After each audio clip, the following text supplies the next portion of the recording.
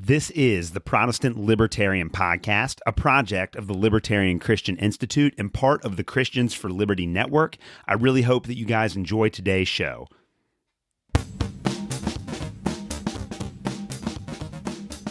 All right, guys, welcome to another episode of the Protestant Libertarian Podcast. My guest today is Herman Szabo. Herman is a libertarian member of the Parliament of the country of Georgia and is the Speaker of the Geerchi Party, which is the Libertarian Party of Georgia. Today on the show, we are going to discuss his background, Georgian politics, the Geerchi Party, and libertarianism in Georgia. Herman, welcome to the Protestant Libertarian Podcast.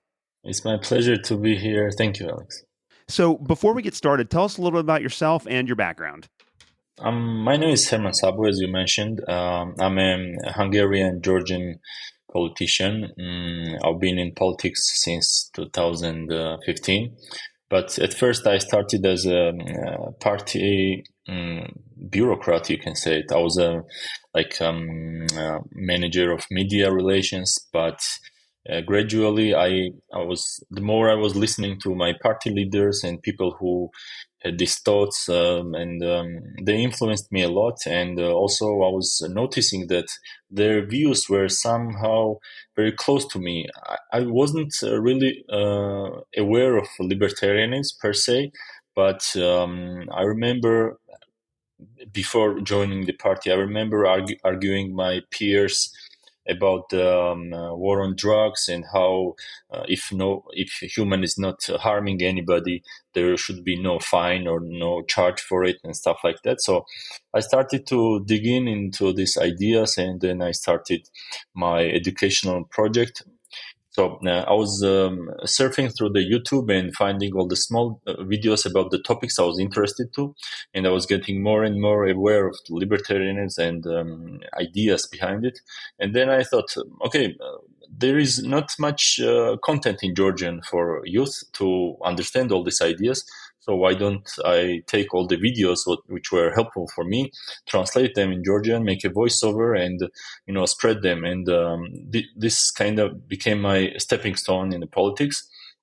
And many today's Georgian young libertarians have been learning through my videos, and it was kind of good thing. Then we had in 2020 we had the elections, and our party gained around 3% of nationwide support, which translated in 4 seats in our parliament, which is 150 seats.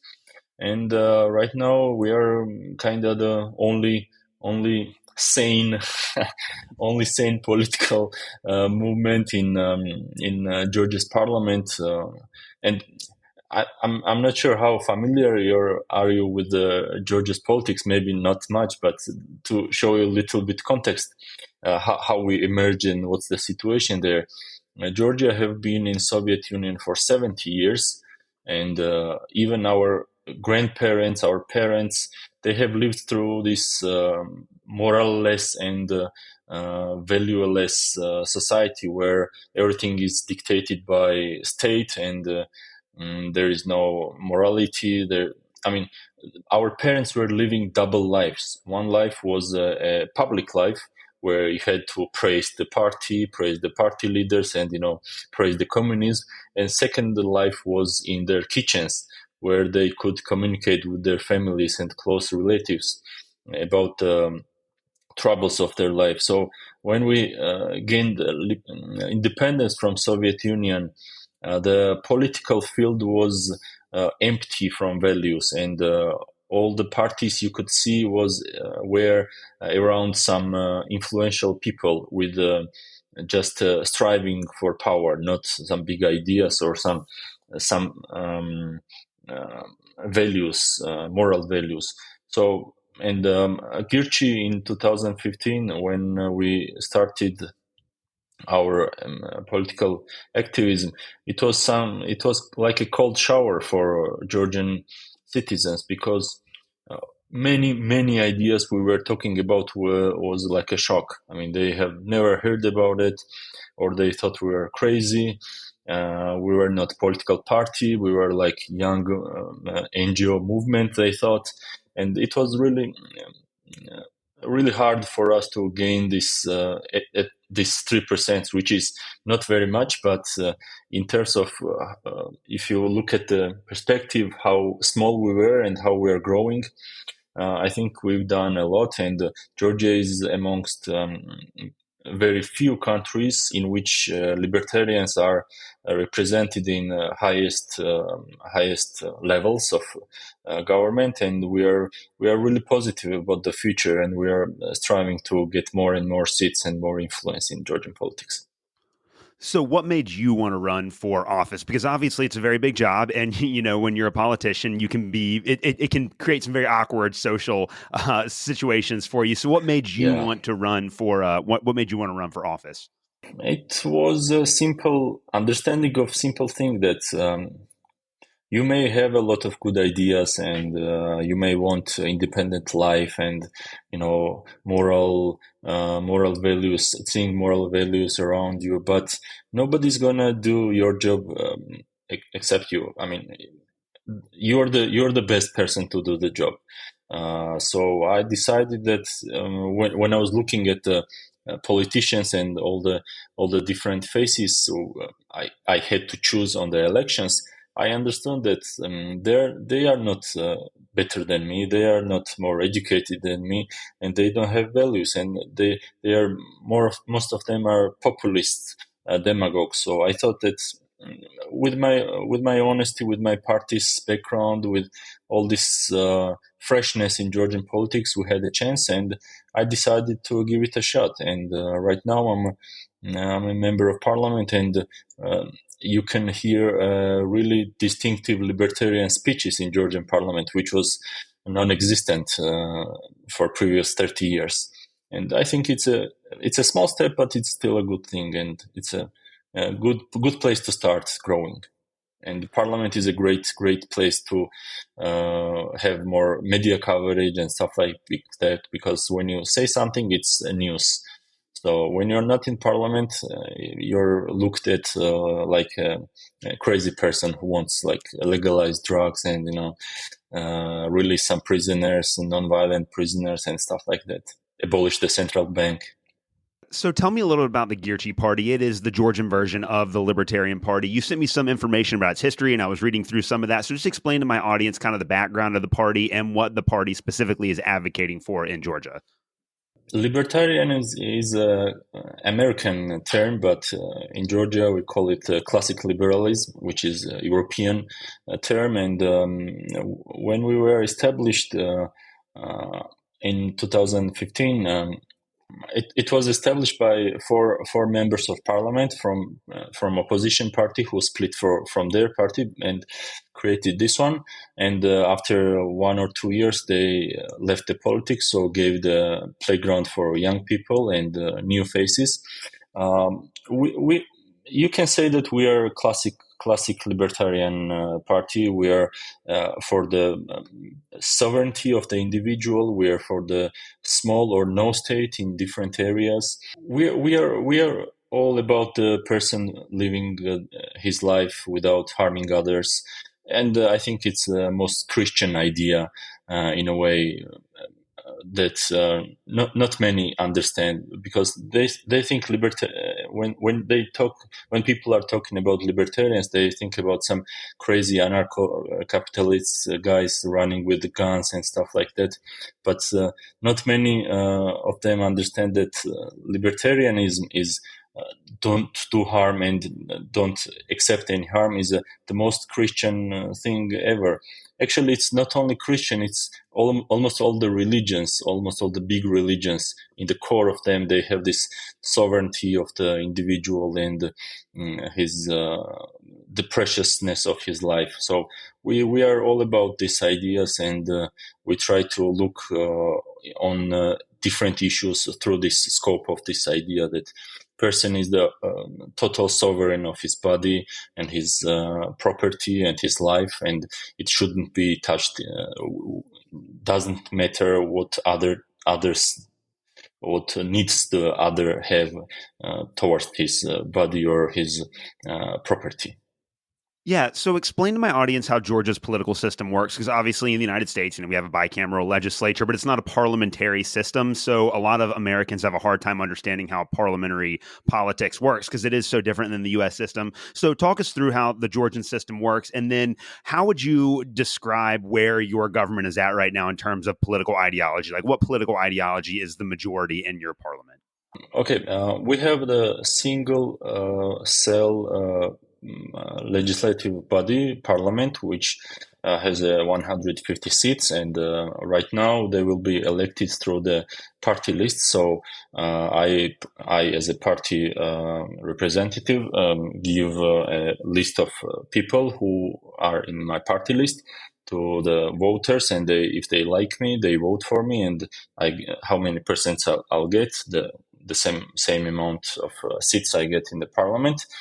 It's pretty simple structure, nothing really fancy, but the issue of Georgian politics is that, as I was describing previously, we are still not fully out of the Soviet Union in terms of mentally. So it's like Moses taking 40 years into the desert. So we are 30 years in the desert right now at the moment. In Georgian politics, you will not find any parties with strict ideologies. All the parties are populists, so whatever they think is popular, they will say it and they will vote for it. Even the ruling party, who portrays themselves as a left-leaning central party, they don't have the ideology. They one on the same day they will have two legislative um, how to say it in English, proposals. One could be very leftist, one could be rightish something. So it's there are no ideological parties in Georgia. That's why the Girchi was so like a bright light in this darkness.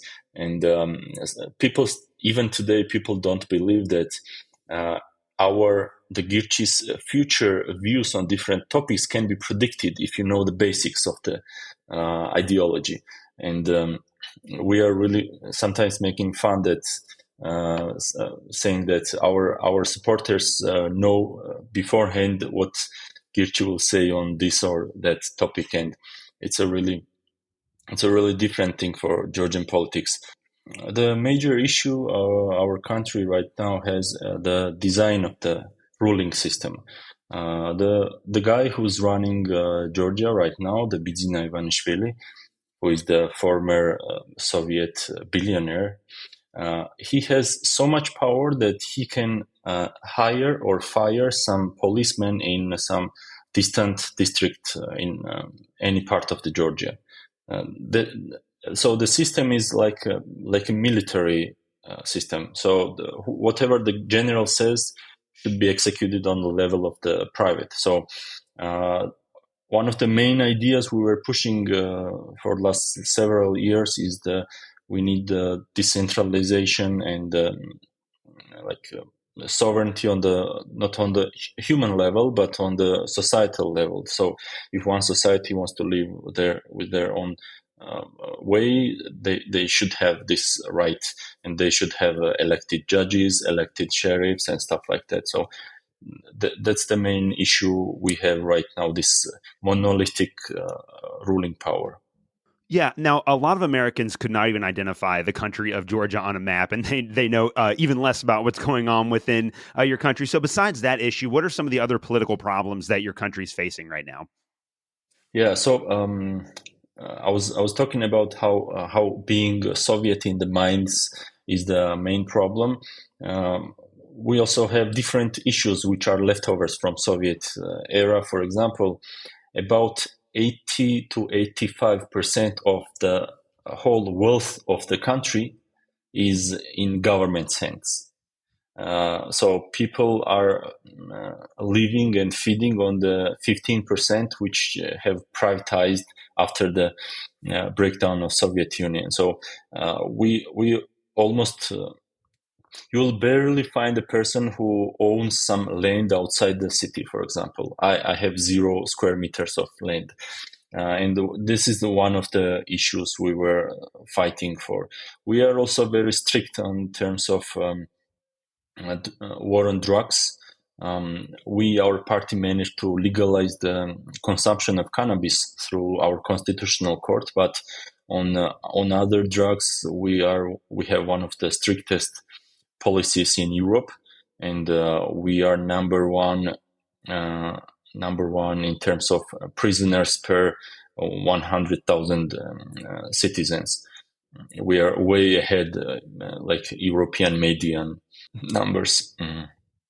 And right now, the being poor is one of main issues. As I described, we don't have the property privatized. And right now, the process we are going through is the EU admission process. And the main political topic right now in Georgia is we are getting candidacy status in EU or not. And also the issues about occupied territories. We have two of our regions are occupied by Russia. The same thing you are seeing in Ukraine has happened twice in Georgia. But as Georgia is a small country and it was a little bit long time ago, we didn't have that much political coverage and political support from the world. So we have these several issues which are listed. So, I mean, it is pretty incredible, though, that there are 4 members of parliament that are running under the Girchi banner. Like in the United States, there are some liberty-oriented Republicans, but we don't have any openly libertarian politicians at the federal level. And that is crazy, because libertarianism is kind of American thing. I know it's wild. Now we do have, like, I'm from Kentucky, and so we have Thomas Massie and Rand Paul, who are probably the 2 most libertarian-oriented members of our Congress and then the Senate. But we don't have any open libertarians, whereas you guys have 4 in Georgia. So it seems like there's some prospect for growth. So do you see the Girchi party growing in the future? What do you think the next several years for your party looks like? It's really fascinating that in the outskirts of Soviet Union and in between Turkey, Russia, and Iran, there is a country which has a libertarian party and representatives in parliament. But yeah, it happened, and one of the main reasons why it happened was this lack and this empty space of values. I mean, after Soviet Union, our grandparents and parents didn't have much values to give to their children, to tell them how to live, what's right and what's wrong. So there was like a void, and in our schools we were not taught what's right and wrong. Our church is really corrupted by Soviet leftovers, let's say. And society was kind of running on some invisible values. It was like a soil ready for some seeds. So our ideas when we came and when we were really youth oriented, and our tone of voice was really straightforward without this classical political speeches you will hear, it really gave fruit, and it really helped us to get into the parliament in that way and gain popularity. And the recent polls are showing that we are growing rapidly. For example, right now we are around 5% nationwide. And you have to understand this 5% means that we are like 10 or 12% in the big cities and almost none in distant districts, because the main channel we are using is the Facebook, is a TikTok, and it's like young generation oriented platforms which are not really popular in countryside. So we are really popular in the cities where they have internet access and people are more open-minded and they have more time to think about these abstract ideas about right and wrong and libertarianism, leftism, rightism. So we are pretty optimistic, and we are growing rapidly, I think, and it gives us hope that in next elections, it will be 2024, we'll be represented with even more numbers.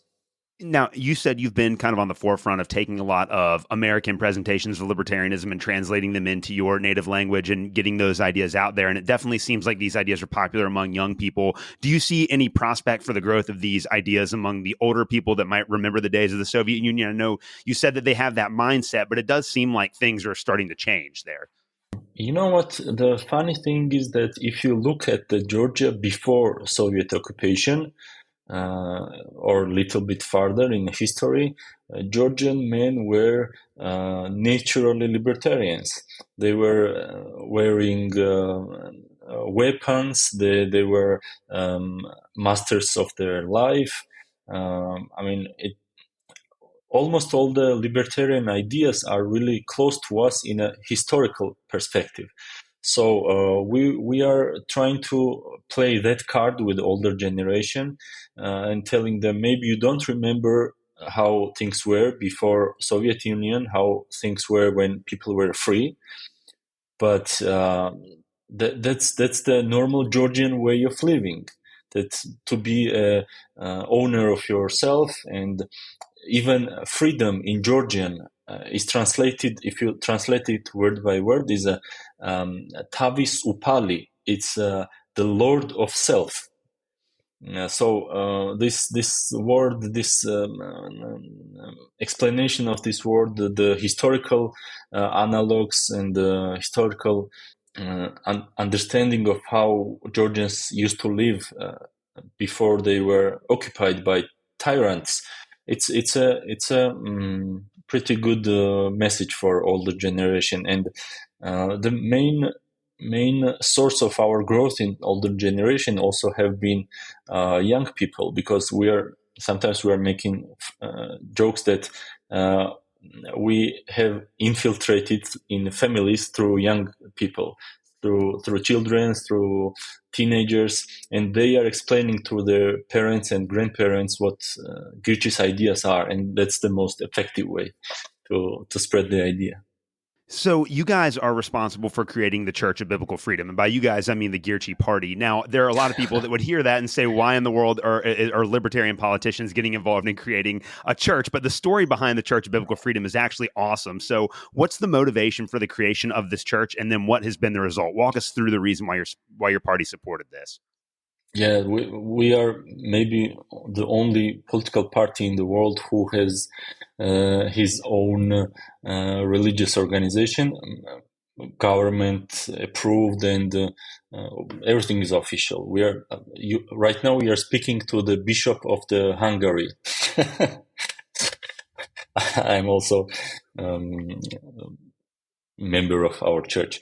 The funny thing is that one of the main ideas which had a good coverage in our spectrum of agenda was um, uh, fighting against the mandatory conscription in the army. We think it's a Soviet leftover, and right now not many countries are left in the world who still have this mandatory army, mandatory draft, and we were fighting against it, and we could not achieve any results. So we tried to find some loopholes, and we were reading through the defense code, and it was written that there are many different criterias which exempt you from mandatory draft. For example, if you have two kids, if you are disabled, if you different things. And one of them, we could see that it was if you're a priest, they don't take you to the army. And we had this crazy idea. So why don't we establish our own church? And we tried several times. And we have this funny legislative thing that if there is if you try to register a church which is acknowledged in Europe or in USA, our government automatically acknowledges you and gives you the stamp and everything, all the papers. So we tried several things, but we couldn't succeed. And then we said, okay, let's bring all the names which are like Evangelic, Baptist, all the different names of some Christian directions, and just put them together. So at least one of them will shoot for us. So we brought this name name to the public registry and said that, yeah, we want to establish a church here. They were really suspicious, but they didn't know why we wanted this church, and they registered us. And right now we have issued about 50,000 ordainings, like the papers that, and all the young people, all the young males are coming to us, ordaining, gaining the priesthood, and through this loophole, gaining the freedom from mandatory conscription. This became such a big issue that 9 months ago, government brought the huge legislative changes in the defense code and tried to fight us. And we fought for 9 months, protest movements, social campaigns, stuff like that. They still pass it because they have the majority. But right now we changed our business model, and right now our priests are drafted not in military but in alternative public service, so-called. But we are still fighting for it, and we also have plans to spread our church in different countries in Europe and in USA. So we'll see how we'll succeed. We have almost one main idea this church has. The free will is so important that God has never tried to force his decisions on human beings in Old Testament or New Testament. It's always a choice, good way or bad way, and you have to decide. The value of decision is based on the thing that you have to decide. Not the good decision should be forced on you, but you have to decide. So we think that government, through their forcing young people or any other person to tell them how to live, is doing a devil's job. So our church is trying to fight these activities and to gain freedom for young people. Yeah, I love it. I love it. Another big issue that you guys have to deal with over in Georgia is obviously the Russia and Ukraine conflict right now. And like you said before, I know that you guys are technically, I mean, the Russians they're occupying part of your country, and they have been for several years at this point. So where does your party stand on the conflict between Russia and Ukraine, and then just Russia's power in the region more generally? Yes, Russia is one of the major issues for Georgia because it's like a Taiwan and Hong Kong for China. If your citizens, for example, Russian citizens, can come to Georgia and see that you can live freely, then they go back and have some issues with their government, and they try to change something in their country. So Russia doesn't want to allow some free society next to its borders, to not to have example of a successful post-Soviet country.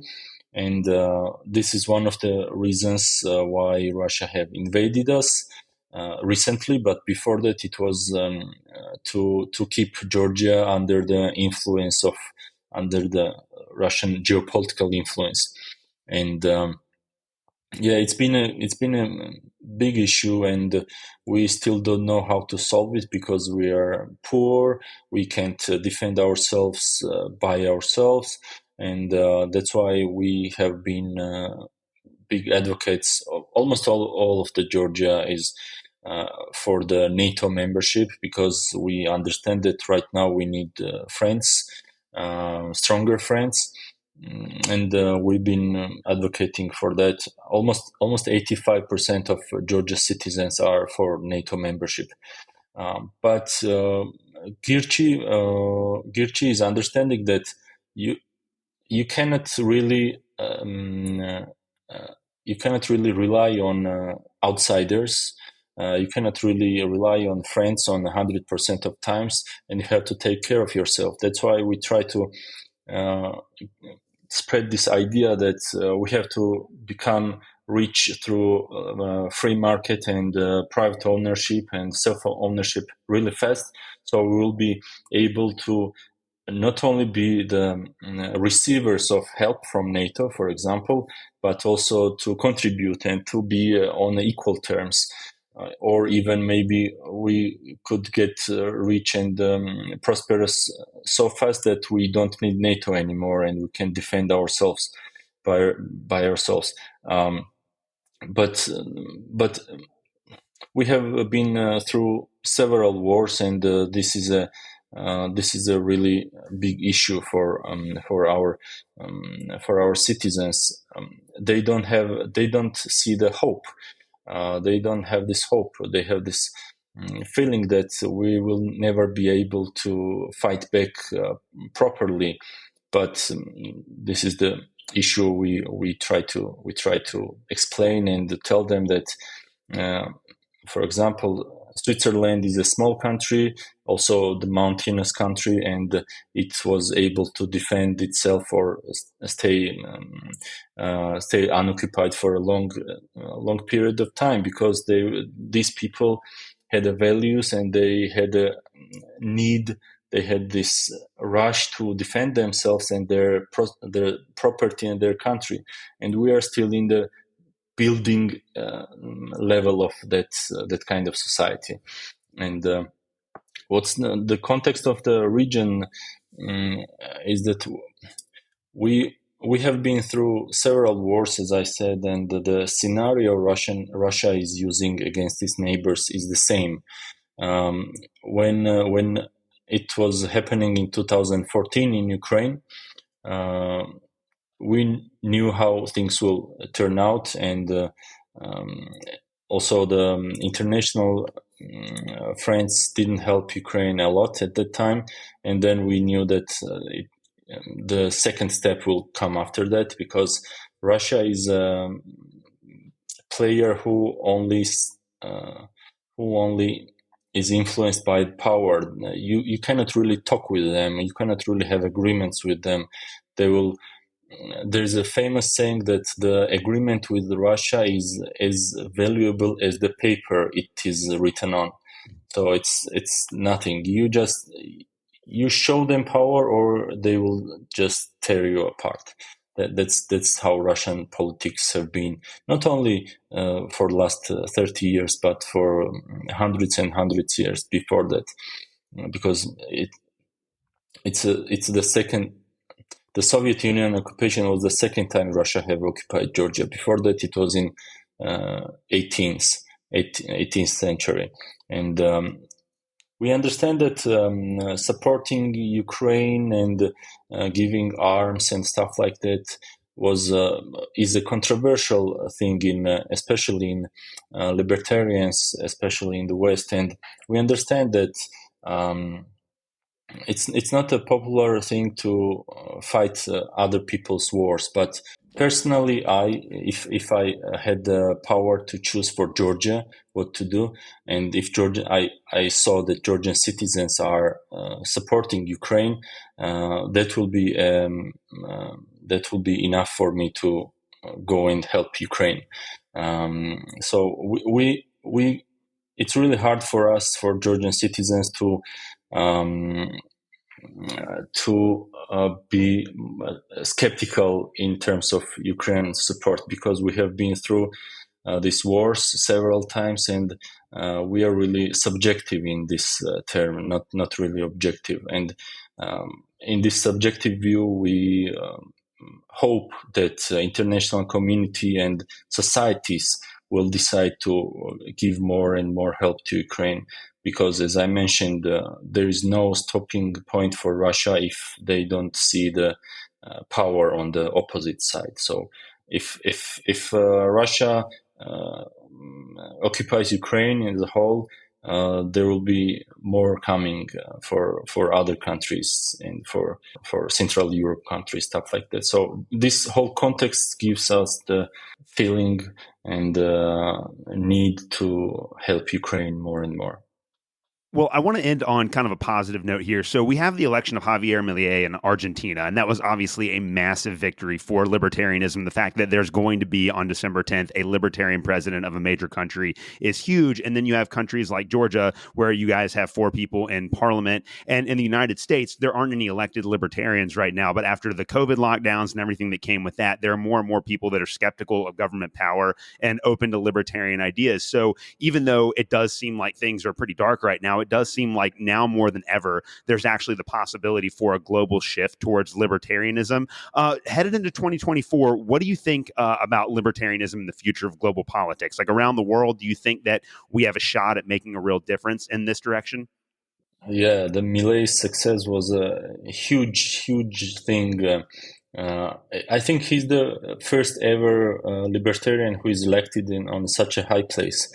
They have there have never been any ruler of the country libertarian, like open libertarian, and I hope he succeeds in every way. I understand that he will face a lot of challenges because the system really will try to fight back and some of the ideas maybe he will not be able to implement so quickly, but we are preparing the letter to him that telling him that we are here with the ideas, so we are ready to go there and help him, and like fully committed supporting, because his success or his failure will be a label on all of us. If he fails or if something terrible happens there, he'll be like a bad example for future generations and upcoming years. But if he succeeds in at least in some 3-4 major directions, for example, if he succeeds in abolishing the inflation, lowering the poverty and stuff like that, it will be a really good example that the skepticism the people have for freedom will be lower, and we could use his example as the good example that people should trust their own self, trust freedom, trust their neighbors, and trust human nature in general. I don't know what will be the future of libertarian movement, but we are looking at the local level. We are looking very positively our future election 2024, and if Georgia will succeed, if Argentine will succeed, I think it will give a spark because right now, in terms of gender identity or some leftist agenda, we are seeing the fight back even in US. For example, the Me Too movement was a really big thing at some point, and you couldn't criticize it, even though you are against the violence of or rapism or anything. But right now, we are seeing the rational fight back, even on that kind of leftist agendas, and this small victories outside the US could really spark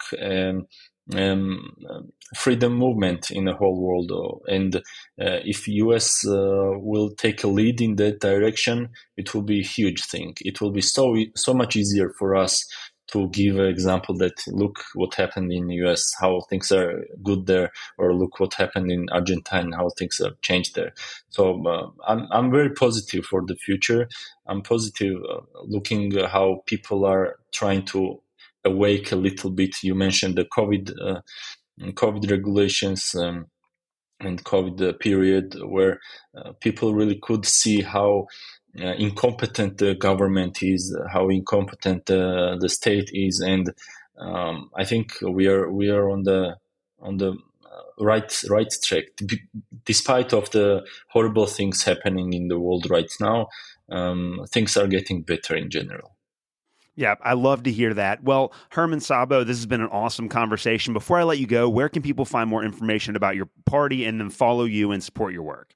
We don't have much content in English on our website, girchi.com. It's for the Georgian use mostly, but on the Wikipedia, on the YouTube, people can find about us. Different big media outlets have write about us several times in the past, when we legalized the cannabis consumption, when we established our church. So on the BBC website and stuff like that, if you try to Google GIRCHY, Girchi, and biblical freedom, Girchi church or Girchi religion, you'll be able to know a little bit more about us. Perfect. Well, I'm going to put links to all that in the show notes. Herman, thank you so much for talking today. Thanks. My pleasure. Thank you for listening to another episode of the Protestant Libertarian Podcast. If you have any questions or comments, please reach out to me at theprotestantlibertarian@gmail.com. You can also find me on Twitter. You can follow me at the handle @ProLibertyPod. Again, that is @ProLibertyPod. And you can also visit me at theprotestantlibertarianpodcast.com. At theprotestantlibertarianpodcast.com, you can also support the Christians for Liberty Network and the Libertarian Christian Institute. Thank you guys so much for listening to this episode, and we will see you next Tuesday.